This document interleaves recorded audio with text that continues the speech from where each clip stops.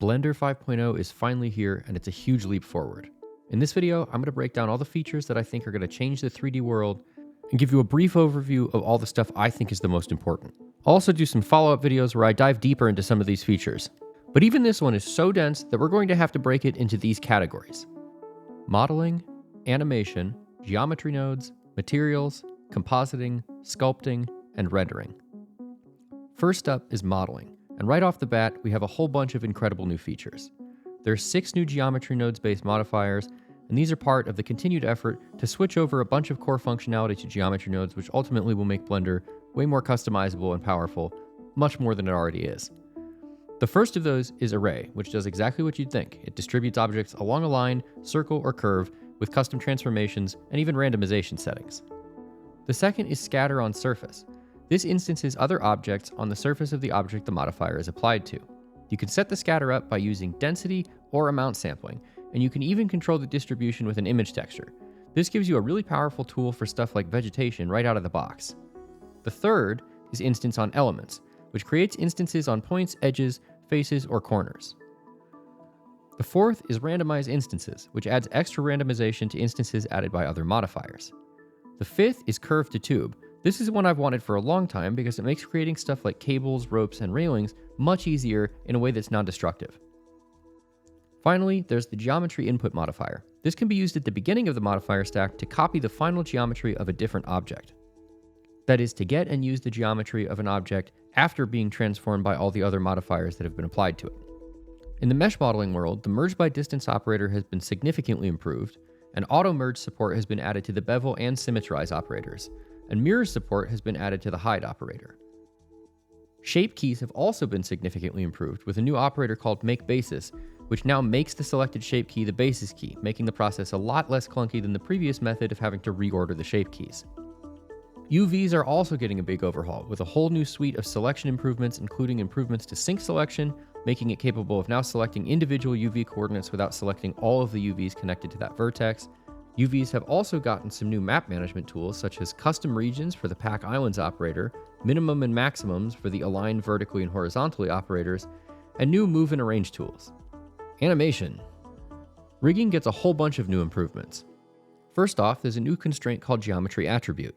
This constraint directly samples vectors, quaternions, or 4x4 matrices attributes from geometry and applies them to an object or bone's transform. Shape keys now also support copy to selected, which means that Alt-Drag for editing all selected also works. This works well with the new UI element that shape keys are now shown in, which allows multiple selected and drag and drop. This next one is, in my opinion, a really big one. The update also makes it much easier to work with instances of armatures. In older versions of Blender, working with multiple instances of an armature would be kind of a pain because visibility and selection state were shared between them because they were instances, meaning a selection on one was shown on all of them. The 5.0 update fixes this. The setting for bone visibility and object pose mode is now stored on the pose bone itself. This means it's possible to hide the bones on an instant armature without affecting the other instances. Additionally, the setting for bone selection state is also now stored on the pose bones themselves. This way, selection is no longer synced across multiple armatures, so if you select the arm on one instance, it's not selected on all of them. For animation itself, Copy Global Transform is no longer an add-on and is now integrated into Blender Core itself. A new Jump by Time Delta operator has been added for jumping forward and backward in time by user-specified deltas, so the amount of time. And the delta is configured with a new pop-up menu in the animation editor footers. The jumping itself is done either with the adjacent jump buttons in the footers or with a new Control Left and Control Right arrow shortcut. And finally, the animation user interface gets a whole bunch of quality of life improvements that are pretty specific, so I would encourage you to read the full notes, but they include some really neat stuff like cache visualization. Geometry nodes. Buckle in, because there's a ton of stuff here. First, the major stuff. 5.0 introduces a new concept: bundles, essentially creating a new way to organize data in geometry nodes. A bundle combines multiple values into one single block of data, allowing you to pass an entire bundle at once rather than giving you individual pieces.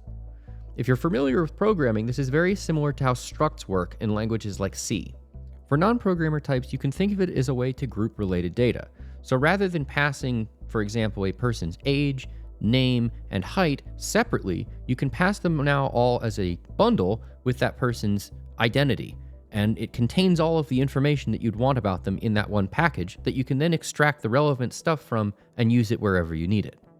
To work with these bundles, there are 3 new nodes. Combine bundle, which creates a new bundle from the passed-in values, separate bundle, which extracts the individual values from bundle, and join bundle, which can take one bundle and combine it with another bundle to make a compound bundle. GeoNodes is also getting a new concept called closures. Closures aim to address a fairly annoying issue that I've had with geometry nodes for a long time. You see, prior to closures, if you wanted to modify the internal behavior of a given node group, one that you've created custom, the user would have to edit the node group itself, which means you are now eliminating that node group as an instance and making it an individual piece, completely destroying its reusability. Closures allow you to inject additional nodes to evaluate within a given node group without having to do that, and that frees up that flexibility to use it over and over again. A new closure is created by using the new closure zone. It functions similarly to a node group in the sense that it has inputs and outputs. Additionally, any values that are passed in from the outside are captured and become part of the closure as well. Nodes within a given closure are evaluated using the new evaluate closure node. In my view, this along with bundling is yet another major step on the road to making geometry nodes into something like a visual programming language. It's giving us the capacity to make things that are enormously complex with geometry nodes without inflating the complexity of our node structures to match the complexity of what we're trying to do. Speaking of programming, one of the things that I've been interested in for a long time that I've wanted to start kind of doing a little bit more of on this channel is game dev. But I'd be starting almost from first principles. I've used Unity a little bit for work, but learning Unreal Engine, specifically Unreal Engine 5, is something I've really wanted to do for a long time. And that's led me here to a partnership with Skillshare. I've just started taking their Unreal Engine 5 Blueprints for Beginners course, and I've already started to get a good idea of how Unreal Engine 5 works and how I can fit it into my workflow so that I can start making some of these cool game ideas I have and putting them on YouTube. One of the things I really like about Skillshare is that their courses are taught by actual industry professionals. So not only can you deep dive a topic, but the information you get is going to be up to date with what the industry is actually doing. So for any of you who are interested in learning Blender, game design, or pretty much anything else, I have this offer available. The first 500 people to use my link in the description or scan the QR code will receive a 1-month free trial of Skillshare plus 20% off your first year. Get started today. Moving on, the viewer node also gets an update which adds support for viewing non-geometry data. It also supports a dynamic number of input values now. Spreadsheets now also support showing the data of multiple geometries and support inspecting the contents of the new bundled data type. The viewer node also now supports showing single values directly on the node itself, so if you need to look at a single value quickly and analyze it, you can actually just look at the node and get that value directly. The Essentials library for geometry nodes also gets a bunch of new node groups. You should go look at those directly, but it's a bunch of little building block things that you'd be using pretty frequently when you're making complex node structures. It's really nice to have those predefined. And on top of all that, there's a whole bunch of little small quality of life changes, which are too numerous to go over, but I encourage you to read the patch notes if you use geometry nodes a lot, because there's a lot of stuff in there and there might be something that I didn't cover that is a big deal to you. Materials, closures, and bundles. The concept of closures and bundles from geometry nodes has been carried through here as well. For a detailed description of those, see the previous section where I talked about it in geometry nodes, as the function is pretty much the same. This frees up a ton of possibilities in the material editor. It makes making stuff like blended box mapping and texture bombing significantly easier. Another feature of geometry nodes, repeat zones, has also been brought to the shader editor. These allow you to execute a set of shader nodes multiple times. Currently, Cycles only supports a fixed number of iterations, and nodes will be duplicated for each iteration. This has significant compile and runtime overhead and is planned to be improved in the future. Eevee does, however, support dynamic iteration counts. Menu switch nodes have also been added to the shader nodes, with the behavior acting the same as in geometry nodes. A new radial typing node has also been added. This functions as a building block for all sorts of cool shapes and tilings with rounded corners. And finally, Voronoi textures have been significantly improved. They now use a faster hashing algorithm which speeds up nodes significantly, although you should be aware this does change the resulting pattern. The controls are all the same as the previous versions, but the pattern may be different, so it might require some getting used to, and older procedural materials may need to be updated to work correctly. Compositing. If you do a lot of compositing work in Blender, which I do, you're going to be really happy with this update. It gives massive overhauls to the compositor and it adds a ton of useful stuff. Here's some of what was added. The Displace node now has an interpolation option. The compositing node tree is now its own data block. Now this is a backend update, so it's not something you're going to see, but it makes transportability across blend files much easier, which means compositing can be much more modular, with various compositing setups being stored across different blend files and easily portable to new blend files. The split node now supports rotation, meaning you can rotate your splits and have the angle however you want. The alpha over node now supports disjoint and conjoint over operations. The translate, scale, transform, rotate, displace, map, UV, and corner pin nodes now have an extension mode option. This is a personal favorite of mine. The glare node now has a sunbeams mode, which is similar to the sunbeams node, but is much easier to use and get a high quality result right out of the box. A new convolve node has also been added. This enables a whole wide range of convolution-based effects, including blurring, sharpening, and edge detection, depending on what kernel values are provided. A new compositor sequence strip modifier has been added, which gets you direct access to the compositor on VSE sequence strips without having to create a new scene. The glare node has been updated to add a kernel option, which convolves the highlights that are the result of the glare node with a given kernel. On the user interface front, menu sockets and switch menu nodes are now supported in the compositor. An asset shelf has also been added to the compositor node editor, which gives you quick access to custom and provided assets that you'll use frequently in the compositor. To that end, a bunch of built-in assets have been added to the compositor and to that shelf. To me, this is one of the most exciting aspects of the update because it makes the compositor out of the box amazing.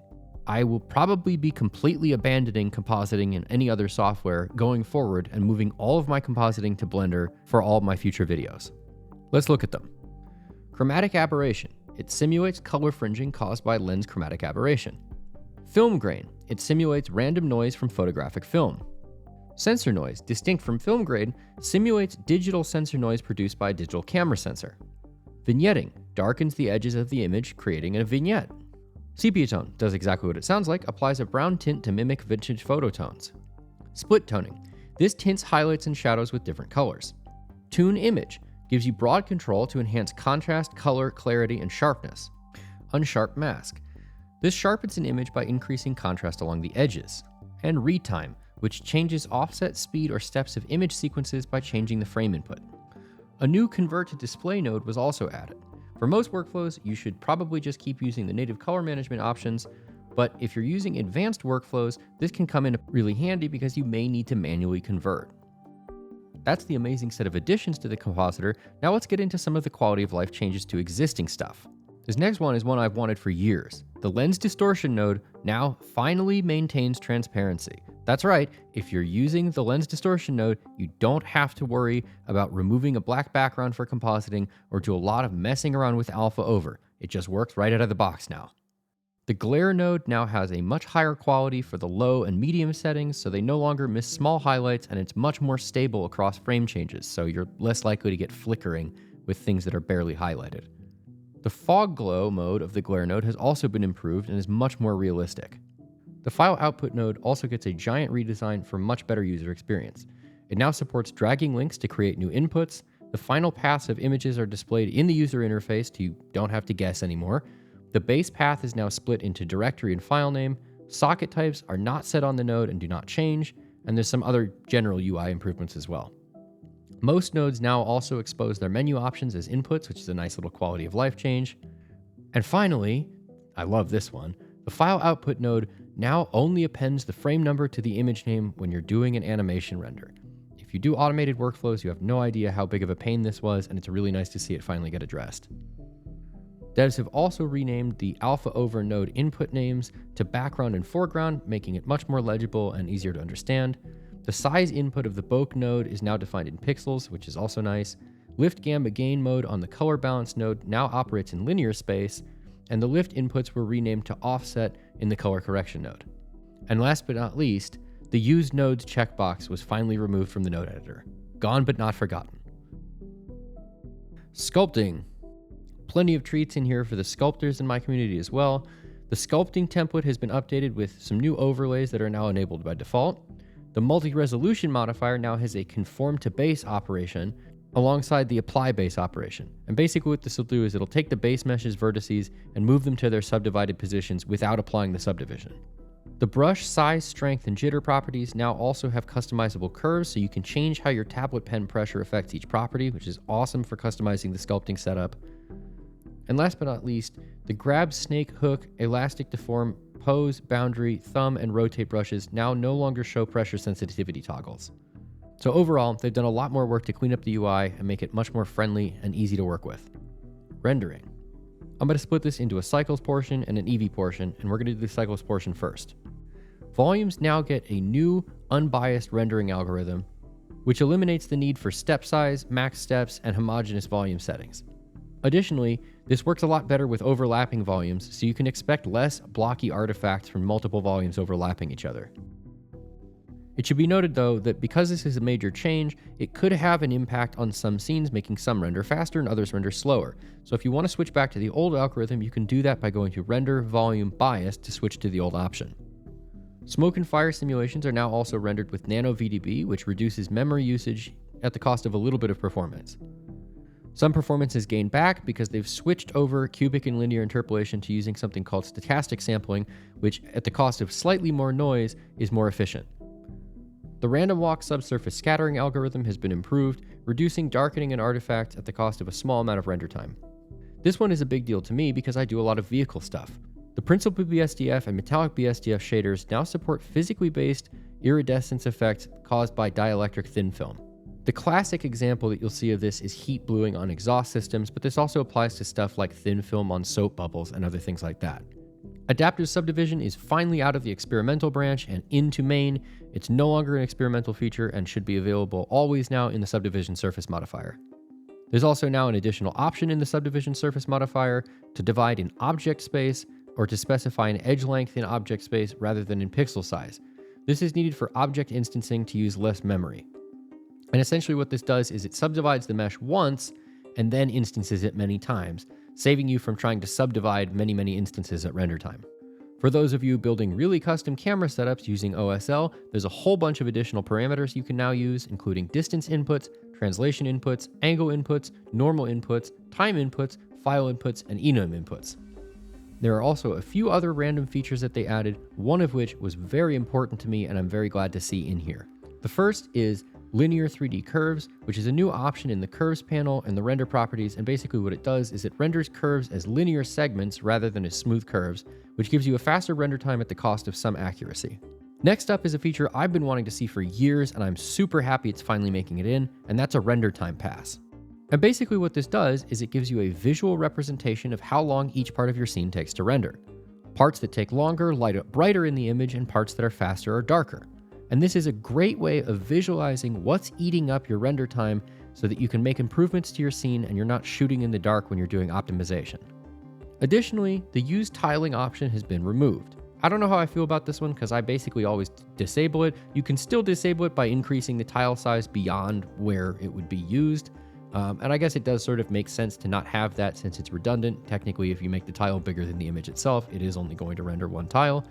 But I like having that little checkbox. Still though, it makes sense for them to get rid of it. Now moving on to Eevee. Curve drawing for Eevee has been completely rewritten for better support of a new curves object type and all of its features.